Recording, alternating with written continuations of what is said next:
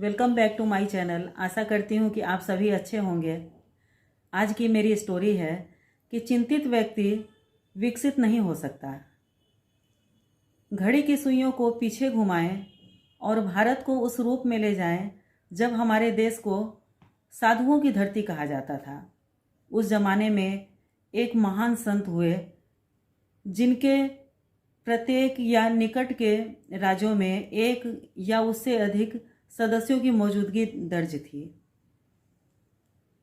उसमें से एक शिष्य था सदानंद। सदानंद को साधुओं का ज्ञान बहुत ही प्रभावित करता था और साधु भी सदानंद को अपना सबसे प्रिय सदस्य मानते थे। सदानंद उम्र से तो युवा हो चुका था, लेकिन फिर भी वह मन से बालक ही था, क्योंकि वह बहुत ही भोला था और दयालु स्वभाव का था। साधु सदानंद से याचना करते हुए कहते कि सदानंद, तुम हमारी कुटिया में पधारो और वहाँ रहने वाले भक्तों को सही दिशा दिखलाने का प्रयत्न करो। लेकिन सदानंद हर वक्त यह बात के लिए मना कर देते थे, क्योंकि वह अपने परिवार से बहुत ही स्नेह रखते थे और उन्हें हमेशा यह चिंता होती थी कि मेरे न रहने पर मेरे बालकों और मेरी पत्नी का ख्याल कौन रखेगा।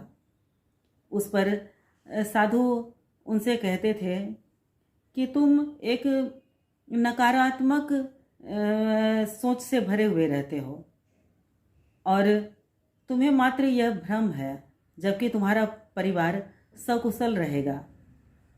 अगले दिन जब सदानंद कुटिया में पहुंचा और सत्संग में शामिल हुआ तो साधु ने फिर से उसके सामने वही प्रस्ताव रखा कि तुम हमेशा के लिए कुटिया आ जाओ, आश्रम में रहने लग जाओ और ईश्वर की प्राप्ति के लिए ध्यान और भक्ति में लीन हो जाओ।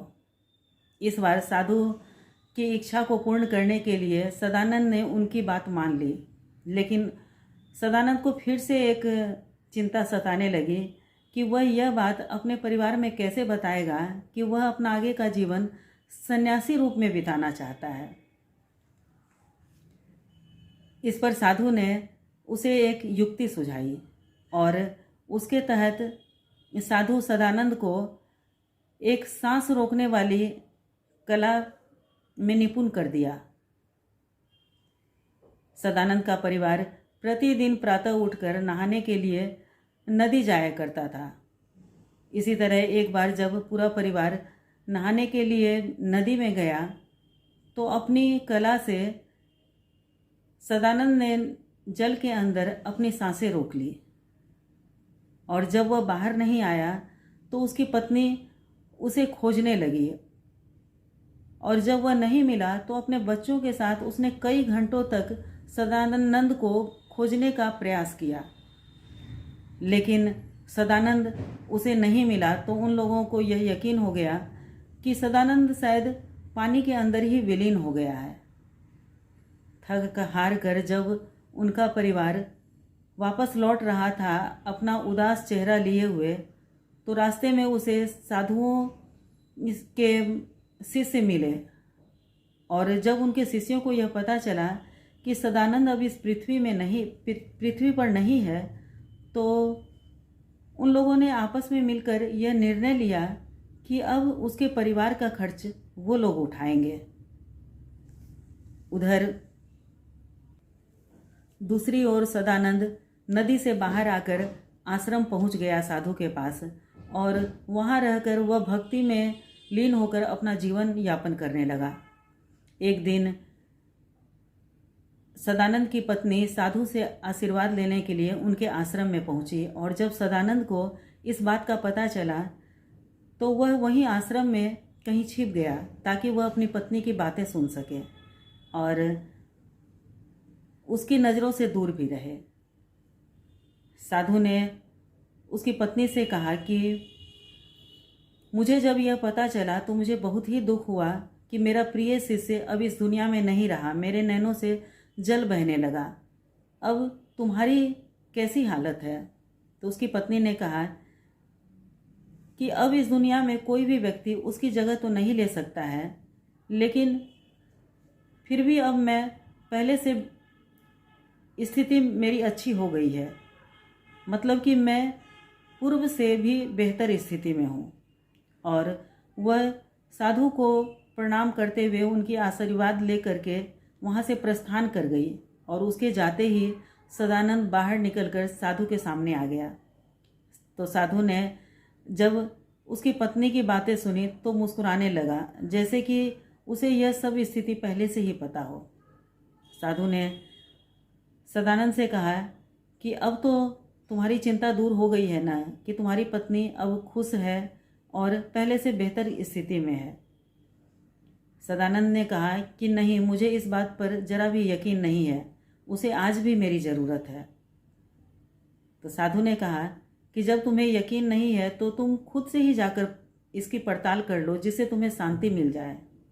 साधु की आज्ञा लेकर सदानंद अपने घर की ओर गया और वहाँ जाकर उसने नज़र दौड़ाया तो देखा कि बच्चे सब खुश हैं और पहले की तरह ही सभी प्रातःकाल उठकर नदी में जाते हैं नहाने के लिए और वापस लौटकर बच्चे गुरुकुल चले जाते हैं पढ़ने के लिए।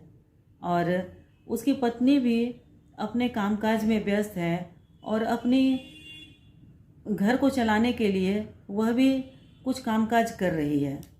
अपने थोड़े से पैसे ले जाकर कस्बे में थोड़ा फल और सब्जी खरीद कर लाती है और उसे बेचकर थोड़ा धन कमाती है और अपने आप को वहाँ एक व्यापारिक महिला के रूप में वह स्थापित कर रही है और वह पहले से ज़्यादा खुश है। सदानंद को यह सब देखकर बहुत क्रोध आया।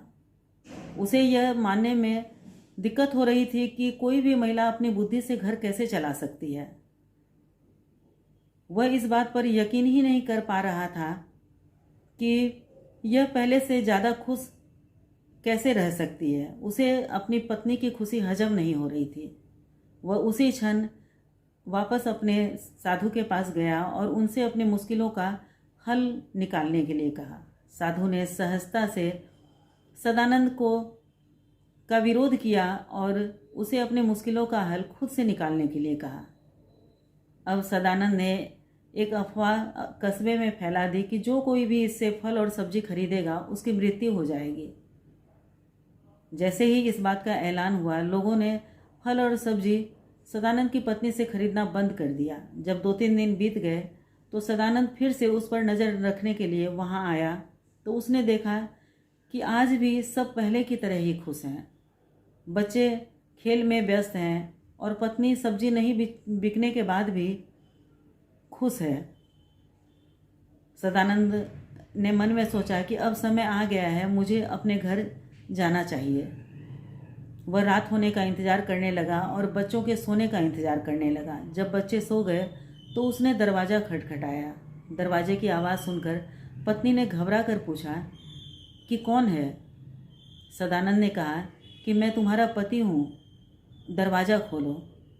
उसकी पत्नी ने कहा, मेरे पति को मरे हुए 2 महीने से ज़्यादा हो गए, यह सब मजाक करने का वक्त नहीं है।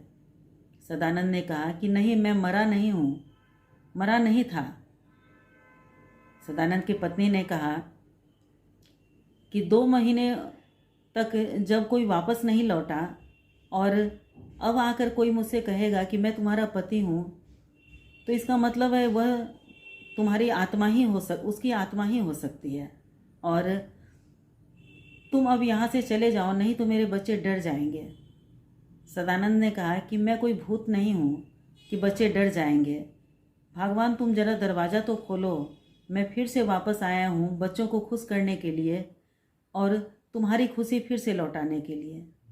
सदानंद की पत्नी कहती है कि मैं सक्षम हूँ अपने बच्चों को खुश रखने में और खुद को भी खुश रखने में, और मैं यह सब काम अब कर रही हूँ, इसलिए तुम जो कोई भी हो यहाँ से चले जाओ।